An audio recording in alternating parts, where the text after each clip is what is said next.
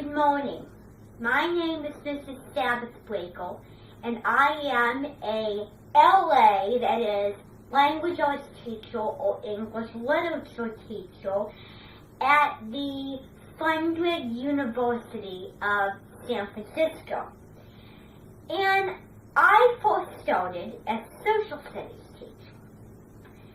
And it was very educational. I got to know the kids, and I actually never read the textbooks. I thought it would be fun not to read the textbook before, because that would be boring for me to have to teach it, and for me to I already know it, I don't want to teach it, it's so boring. So I read the chapters and learned with the kids. It was very fun, and I really enjoyed being a teacher. That got a little tiresome, because I was raising my standard high.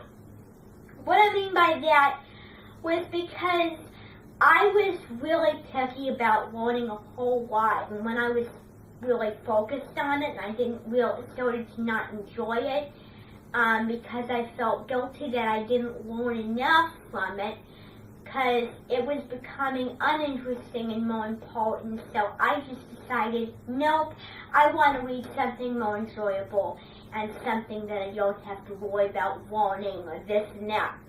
So that's why I switched over to the language arts teacher, being a language arts teacher. Now, I teach my kids a lot about literature, the different forms of literature, the different genres of books. We did the 40-book reading challenge, and it was just very fun, and it gave me a break. And we took a lot of notes on the elements of fiction. We had a textbook, the Holt McDougall literature, and we went in there and we did the stories, and we learned about the informational world and different stories. It was fun because it usually tied into fiction as well as informational. I really like those kind of books, the historical fiction. I really like the Magic Tree House, and so anyway, we took notes on that. We did historical fiction. We did fiction notes from the book. Now, when it came to the storybooks, when we, because I don't tell my kids to not watch a lot of movies, reading is key. It helps the brain. It's sort of, very important to our lives to read. And so I taught my kids all about that. And so usually, instead of watching a whole lot of movies, we read a whole lot of books, fun read-alouds that I picked out for my class. I was like being a little teacher sitting up in the chair, and they were all sitting on the floor. Those were not graded. Now, for the grading, I graded my class on storybooks to see how they understand literature and they understand the general themes of books, like to get over challenges or to be yourself, whatever life situations. And so this is what I really learned. Because my class was doing a novel. We were doing a novel. We were learning about challenges that characters face. And we were learning about segregation at 7th grade classroom at right after Christmas break when we did this. And it was a really good book, I thought. It told me a lot about segregation, but not like in a brain-pounding way, not like informational. It combined it in with a fictional story. And that was what I like. Now, I'm very protective about books.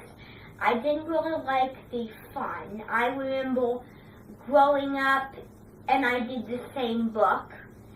And it wasn't my favorite. I enjoyed it. I didn't really master storybooks, and my teacher, Mrs. Bean, would, say this chapter needs to be done by this day, you need to take notes. like, do it on a chapter in a textbook, for Pete's sakes. It's just a book. Is this, like, very important? And so, when she rushed me with all the other homework, then I couldn't take time and follow the story because I was so rushed to get the notes done. Don't sweat it. Do not sweat the storybooks.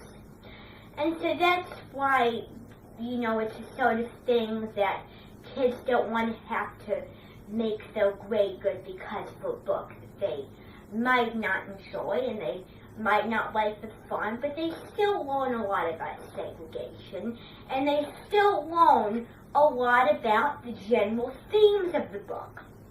Now that is why, when we do it, we usually play the book photo, and that is a game where we have a selection of books. We have 2 books, and we vote on the book that has the general challenge. So there's like several books. We did one with Roll of Thunder and Leaving Fishers. It's a book about a girl who has a friend in a religious group or something like that. And so that is the book. And another book we did is Stargirl. And so we played a voting game.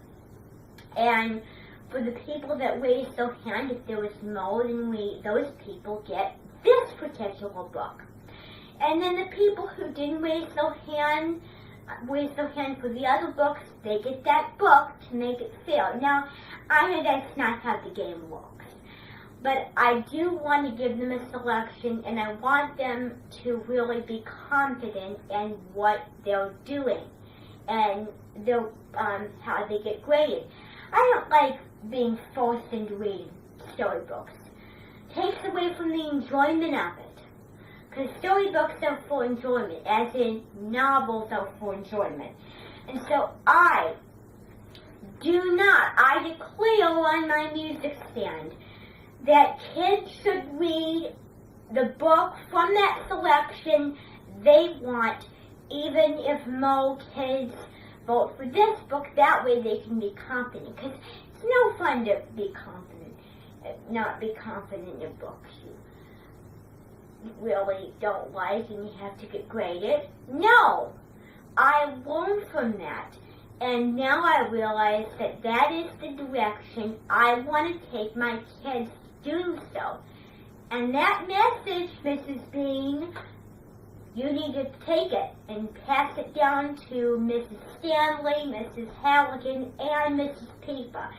So I am so thankful I got to talk to you today. Auf Wiedersehen.